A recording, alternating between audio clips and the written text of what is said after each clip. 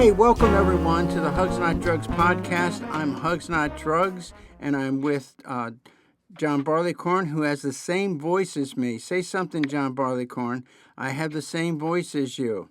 Okay, and identify yourself, Dr. Uggs, you crazy minx, you.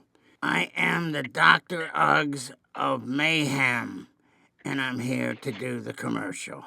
Oh, I like that. But we also have John here, and I want to introduce John G., who's going to do an education on the shame triangle. Would you say something, John? Hey, good afternoon, everyone. Yeah, John Gerard here, and we will be talking about the shame triangle, transferring shame to love. That's the whole key. Boy, oh boy. And John and I talked about this an hour or two ago, and we've got, I think it's going to be a great, informative, inspirational, and very entertaining show for you guys today. No pressure. But say something, Dr. Uggs. You're doing the commercial. This show, this podcast, this Hugs Not Drugs podcast is sponsored by one of the greats of counseling, John Forlenza-Bailey. If you haven't heard of him, you're probably the first one that has heard of him.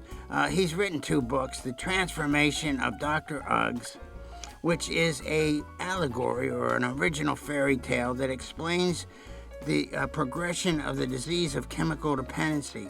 It's not intended to be a story about blaming others for the acquisition of an illness. This fairy tale or allegory is intended to explain, not to blame. It is a story of discovery, insight, acceptance, and finally the right choices to live drug-free if you are chemically dependent. Also, his first book was about 7 years ago, and he used it in his private practice for years. It was very helpful to people that were doing basically treatment, intensive outpatient treatment, one-on-one. This workbook talked about the importance of abstinence, and it talked about self-discovery by you writing an autobiography and keeping a journal about thoughts, feelings, and behaviors. And it also talked about relapse prevention, then family of origin stuff, which kind of gets into what we're going to talk about today, shame, the evolution of shame. Guilt is I made a mistake, but shame is I am a mistake. And we want to stop that toxicity in recovery. And so that's what the 3rd chapter is about, family of origin stuff. And the 4th thing is a self-assessment tool. More exercises to do with a mentor. Don't try to do this by yourself. It doesn't work that well. Get a mentor, buy the book, go through the exercises in the book. You'll have 30 days of recovery. It's a good start. Hugs Not Drugs has got 46 years, but he'll tell you, what is it, Hugs Not Drugs? Yeah, it's just a good start. We're working on Monday here. All right, thank you, Dr. Uggs. You nailed it. And now for John G. John G., you're up. I'd like you to give us a synopsis of what is shame and why is it so important to correct it with love. Yeah, well, shame is that inner voice that tells us, as Carl Jung is quoted as defining that emotion we call shame as a chronic underlying sense of unworthiness. And so what that tells me is that no matter what I do, it's never good enough, And those of us that suffer from shame, we get shame from a lot of different sources, primarily from people that are, our parents, educators, people around us. But it's that inner voice. And, that's pretty much what shame is, And then I found out that as I was growing up in my shame-based environment, particularly with what was going on with my parents, because they suffered from shame and they didn't have a true understanding of how to navigate relationships in a healthy way. It was always a shame-based. Now, even though their underlying motivation may have been very caring and very loving, sure, they didn't know how to transmit the messages that we needed to learn and be educated without doing that in a way that was damaging to our self-esteem, as was the case with my, with my initial Catholic school upbringing. And even in public school, it started literally in kindergarten, and then it continued through my 12 years of Catholic education, which included the Sisters of Mercy, which I endearingly refer to, as many of my cohorts do. We talk about them as the Sisters of No Mercy. Oh, John Barleycorn here. I want to say something. The Sisters of Mercy, that was an oxymoron. Yes, that's right. But Sisters of No Mercy. They were the persecutors. They were the, they were the controllers, and they believed that they had to be that for good reason. But unfortunately, some of them, because of their own shame and, and their own need for control and for their inner need for their own personal correction. Barleycorn here. Take this to the next level, and next thing I know, I'm not writing the letter A I'm supposed to, and I'm getting the pointer across the hand, or the or across the the wrist. Well, you made a mistake, so they had to correct it. But as an adult, we can look at this a lot differently than we can as a child, because we don't understand that we just made a mistake and that we're not mistakes. We get the fact that they're frustrated women that are doing the best they can with what they have. If we wanted to blame somebody, we should blame Og the caveman and Og the cave woman for their inability to teach and correct effectively. But it's just it seems like we're all chemically dependent people. It seems like we're all multi generational accidents, and we got to grow up. We've got to grow up, and well, you'll talk about it now. You say it a lot better than I do, John. Go for it. Well, and it's like, in getting back to the nuns, and not to go off on a whole transient about, the educational system, but unfortunately for a lot of the Catholic nuns, when we talk about, the assets that they had and didn't have, one of them that a majority had them was a complete lack of sexual attractiveness. So, the prospect of them, going into childbearing was not too good. So, and some of them were, very beautiful women physically, but a lot of them were women that they weren't able to navigate the the regular social environment of finding a mate and being attracted, and then developing a friendship, and then going on to getting married. So it was kind of like a quick way out for those especially back in the 40s and 50s and before then, and in the 60s and 70s, where the best way to avoid spinsterhood and to be able to have some kind of dignity would be, the religious orders was definitely a good place for that. And it was a very positive experience for a lot of these women. And some of them were literally saints. And some of them went into that line of work regardless of their, of their physical or personal beauty. So the message that I got early on is that I was only as good as how I performed. If I performed well, I was rewarded. If I didn't, I was punished. I found that out the first day of school. First day of Catholic school, there was a kid, Frank Blasi, sitting across from me. And Frankie, me and Frankie, we were both 6 years old, and we were hysterical with each other. We just could not even look at each other without laughing, as is typical for 6-year-old boys. So this went on for about as long as Sister Mary Baptista, and boy, she baptized me all right, Sister Mary Baptista. She baptized me by bringing me to the principal's office, and they decided that they would set an example with one child, which happened to me that day, the first day of school. So this nun wearing the black habit comes in, and she puts me over her knee and pulls down, bare breeches now, and takes out the Board of Education while she's sitting down, and I'm there bare behind, and she's paddled me, several times in front of the entire class, loud enough for everyone to hear and feel it. And so now we had 49 other 6-year-olds that were witnessing this. And then after that happened, and looking back now, there was a benefit to it. The benefit was is that after that you could hear a pin drop in that room, and we had one young Catholic nun that was able to control and have the full attention of 56-year-olds.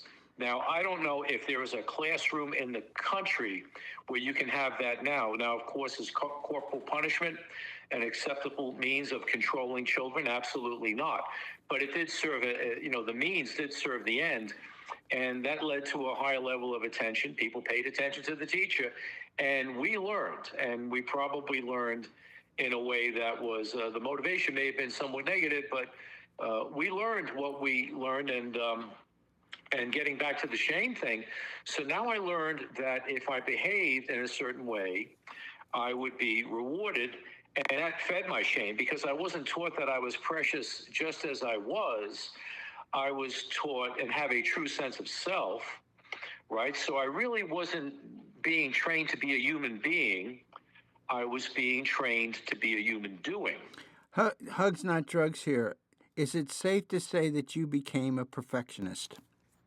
Yes. Yes, and it was as a matter, yes, it was, I became a perfectionist. I became a control freak. And then that inner critic, which we'll talk about later, would continue to tell me, you're a failure. You're not doing good enough because you're not getting enough approval. So then I went on to become the class clown, seeking attention through sports. I had a fear of the ladies as a young man, which really, jolted my self-esteem because it was like, well, I saw these other boys. Some of them I thought were not as cute or as good looking as I was. And yet, they were getting the ladies and I wasn't. And I didn't know how to relate to that, becoming, an older child and then going into, adolescence. So there was those challenges. There were the post-pubescent challenges along with the prepubescent ones, and which more or less continued to ingrain this idea that I'm only as good as I'm performing for everybody else. So that's what I learned. I needed to become a performer. Mm-hmm. I became a swimmer, and at first I was in the fourth grade, didn't make the swim team, and I was told that I was not good enough to be on the swim team, like go home and quit. And, and that was a motivation. It was negative, but it turned out to be the motivation that led me to become a successful competitive swimmer. And ultimately I ended up getting I was, a multi-borough champion in New York City in a couple of events, and, did particularly well, and ended up getting a scholarship to college. But the whole idea is that I was not taught about the preciousness of who I am relationally to God, who they were certainly trying to teach me about. And I wasn't really a human being. I was a human doing. And, if we're suffering from shame and we have this chronic underlying sense of unworthiness, as Carl Jung stated, then no matter what I do, it will never be enough. And so we have this emptiness. And how do we fill that emptiness? Well, in my case, it was at a very early age, turning to those things that would make me feel different. So you lived a double life. You lived a double life. But Hugs Not Drugs again, with his analytical skills. You lived a double life. Yes, absolutely. I had this facade that I wanted the world to see.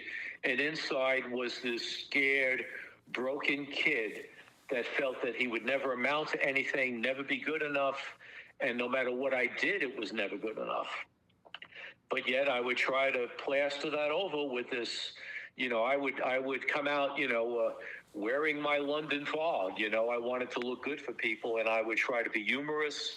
I was the class clown, got in mischief because I wanted the attention of others, because I learned that, if I could have the approval of others, then I could feel better about myself, despite my shallowness. But all of these were just very short-term fixes for an ongoing, underlying, chronically, underlying problem of not realizing the relationship that I truly had with my higher power, who I choose to call God, and everything that God has created, the universe and all other beings, and all of the living things, and all the other things that we have in this universe that are gifts for us. So here I am, not realizing that, I have a relationship with God, myself, and other people, and just being this scared kid that was acting out egotistically, because I was, EGO, edging God out, right? Now I'm trying to get everybody else's attention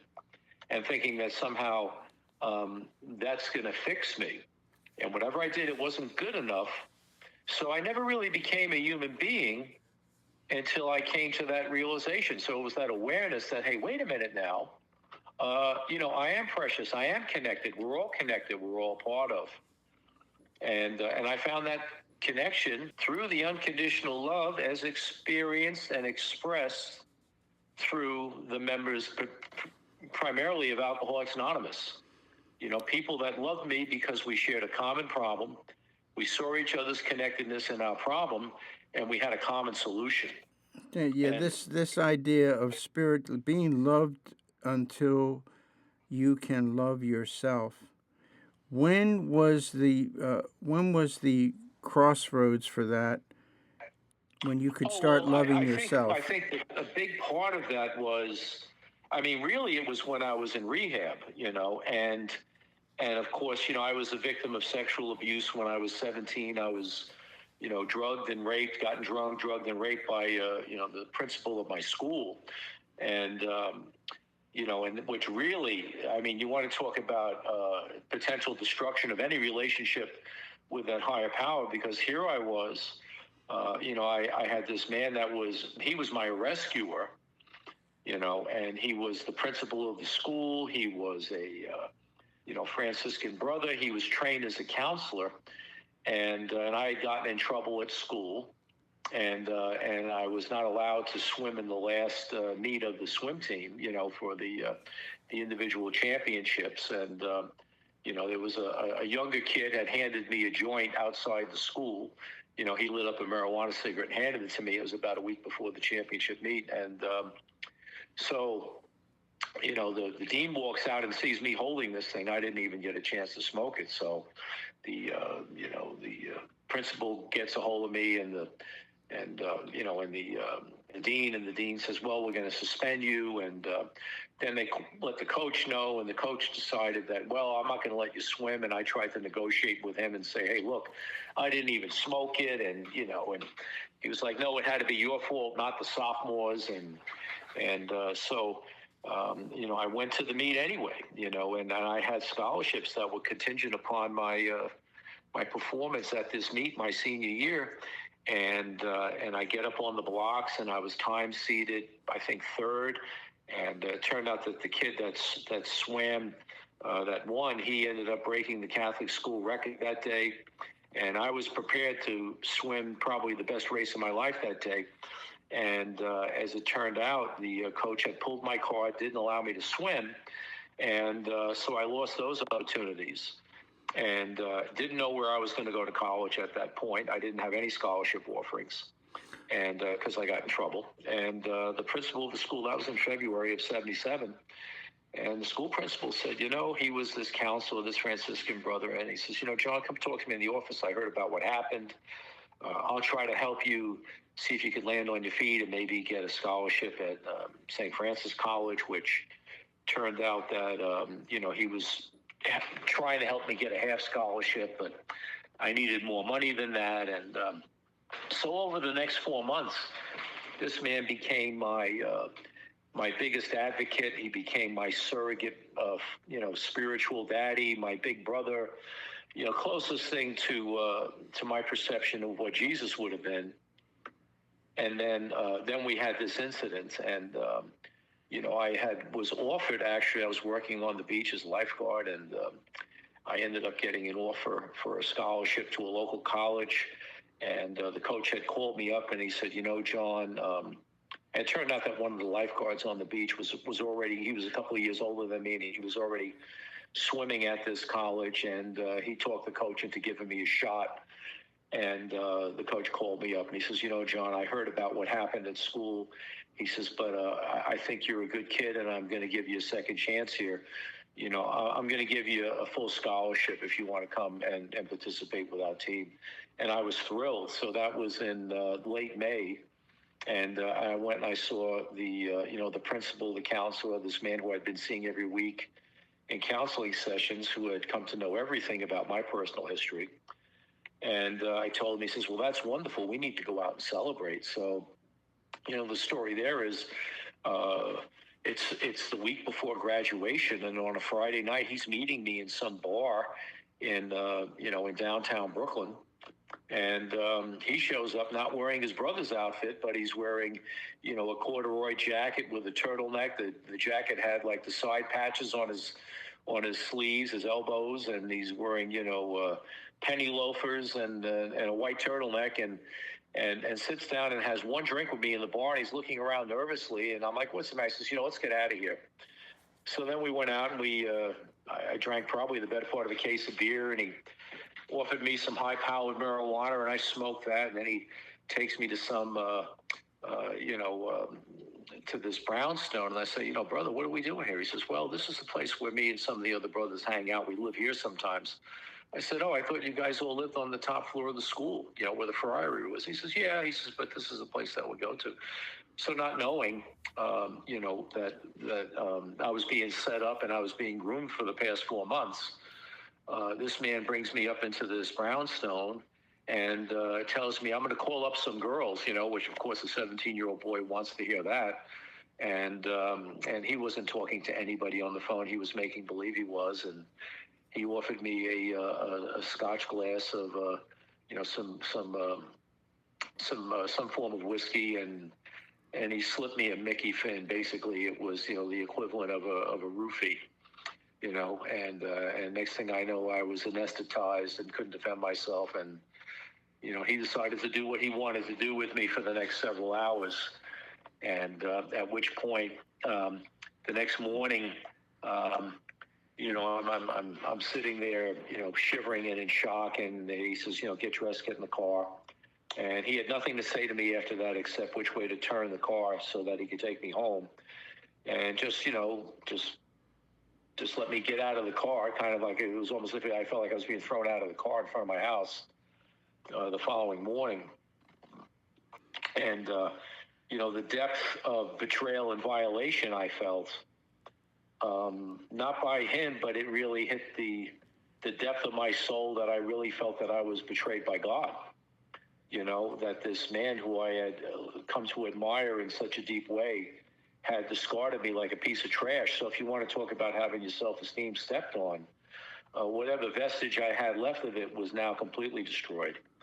And I had gone into struggled with that, ended up graduating, had to go with my parents to graduation and look at this man wearing his, all of the, that academic regalia that they wear at graduation.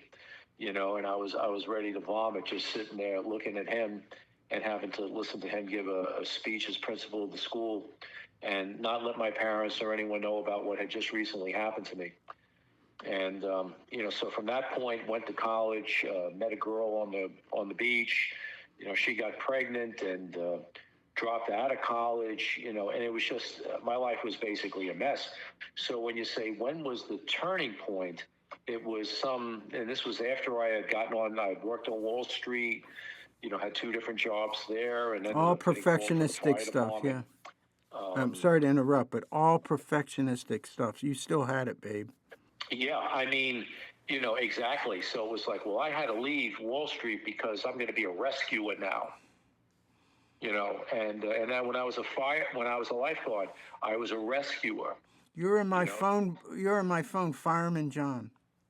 Yeah, exactly. So that's what I was. My role was to be a firefighter. So invariably and relationally, I would end up getting attracted to, the sickest, most attractive women that I would form a codependent relationship with because I wanted to rescue them. Instead of finding someone that was healthy for me, I would be attracted to the most attractive yet most, emotionally dysfunctional person And in a room of 300 people and 150 women in a room, in a nanosecond, I could detect the pheromones of the one hottest, sickest one that would be attracted to me. Our eyes would meet, and we would be, unfortunately, drawn to each other like moths to the flame. And, and we would crash and burn in a short period of time. And that was, my history. Yeah, so now you're talking about the drama triangle, aren't you? Yeah, exactly. This concludes part 1 of the shame triangle. Stay tuned next week for part 2. It's a good one. Everybody have a good time.